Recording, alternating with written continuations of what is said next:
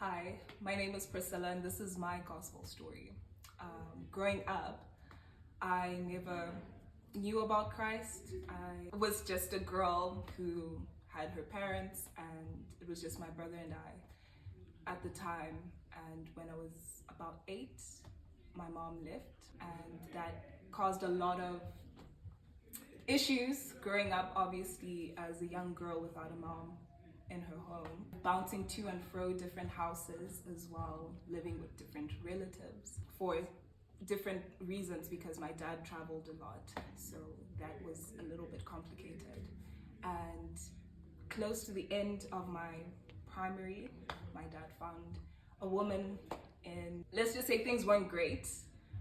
And in the midst of that, finding out that I had other siblings from other places and things were just escalating to immeasurable extents. And obviously at that age, you can't necessarily process or deal. You're just thrown into situations and circumstances, but you can't necessarily sit there and deal or cope with what's been handed to you. So in the midst of that, finding out that I had different siblings, I'm from Botswana, then finding out that I have another family here in Zim, my dad thought maybe I should connect with them.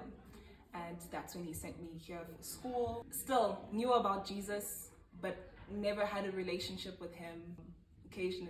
Not occasionally, I only went to a Bible school thing once as a kid. And that was fun because we got to play with kids, have food, chill. But it was nothing edifying or life-changing. But when I got here, I met really strong Christian friends, people who were so on fire for Jesus. And that interested me. I was like, why are people so excited about God? Sorry, backstory. While I was still in Botswana, I had gone to a school that was not Christian. It was run by a Muslim man.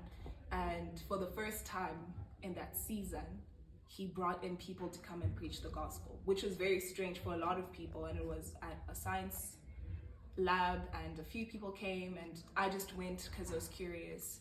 And that's kind of the first time I heard the gospel, but I never really took it into consideration.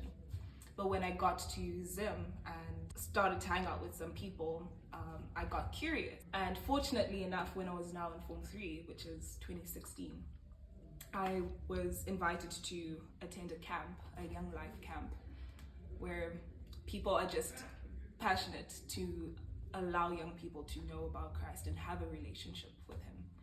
And yeah, that was basically my moment. We had a guy, he came on stage and he was just sharing about how Jesus loves you, and this was something that I heard all the time, but I never really cared about it, never really considered it, until he gave this amazing illustration where he had 2 jugs.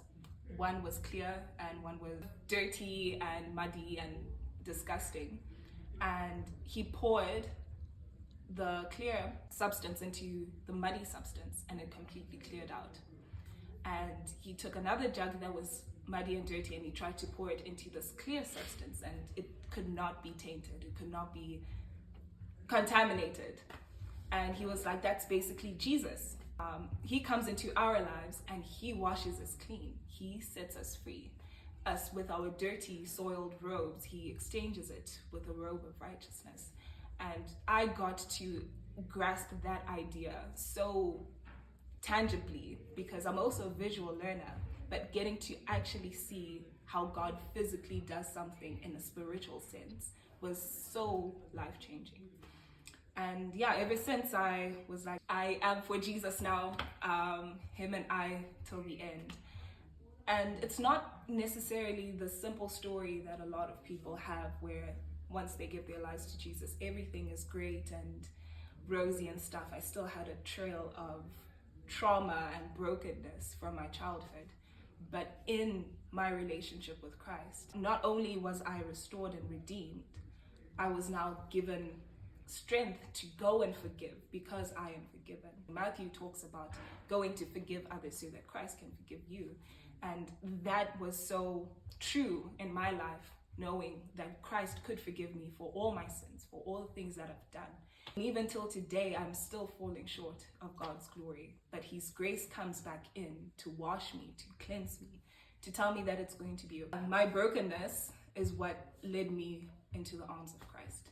That's my story. Yeah, I really, really was touched by that. You talked a bit about forgiveness. Could you just shed more light on how that affected your life? Like I said, because of the dysfunction in my home, I could not forgive my dad for what he had done. Being in an African home with different wives, different siblings from different places, and having my mom just leave with no explanation, it was hard. And I was trying to deal with that on my own, and I strived for resentment and bitterness. But knowing that Christ had forgiven me, I was now liberated. It's not even like a forced situation. When we read Matthew and it's like, forgive others because Christ has forgiven you, it feels like now you have to. But it actually was liberating to know that because I was forgiven, I can go and forgive. And it's a journey. It's not a one-time thing. I can say and pray that I'm forgiven, but then there are little things that do come up that frustrate or hurt or damage. But God still continuously gives me grace to go and forgive again and again and again. Were you finally able to forgive your parents? In the end, I have such a healthy relationship. Unfortunately, my dad passed away, but even in the midst of all that was going on before he died, I was able to have such great conversation with him. I was able to hang out and go for coffee and just be with him without holding on to this pain. And my relationship with my mom is the best. She's basically my best friend now. So. Wow, that's really, really beautiful. Thank you, Priscilla. Thank you.